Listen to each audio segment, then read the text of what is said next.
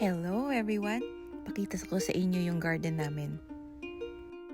Dito sa my corner, may mga hydrangea kami. Alam ko sa Baguio marami din yan.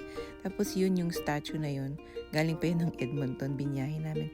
And we have a gas fire pit. Kasi may mga times na bawal ang camping fire dito sa BC dahil sa fires. And then, that's a small shed doon sa likod bahay.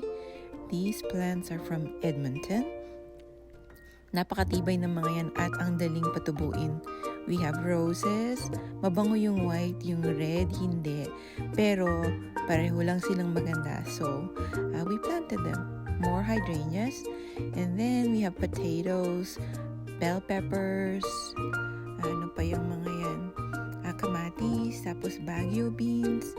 Pinapakita ni Ima, meron siyang maliit na bunga. She is so excited. Yan ang libangan ng mga parents namin dito, guys. Kaya kami lumipat din dito sa BC dahil mas mahaba yung sunny days at saka rainy days. Okay lang naman sa mga plants. Yan, may strawberries din kami and they have a grape plant. More roses and more roses. May maliit kaming basketball hoop. Tabo is life. Yan, more flowers. Yan ang pinandidilig nila yung tabo. And then more kamatis, potatoes. Nagtatanim na lang sila sa mga sako, guys, kasi para pagkatapos ma-harvest yung sako, itapon na. Yun, bird feed yun. Lalabas tayo doon sa harap ng bahay. I will show you what they have in there.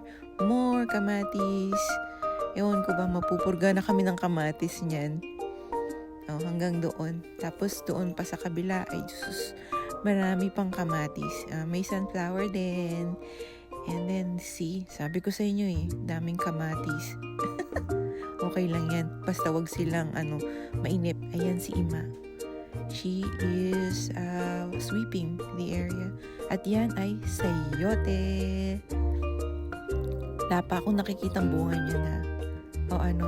Follow for more Buhay Canada vlogs. I hope you enjoyed this short video. Have a beautiful day, everyone.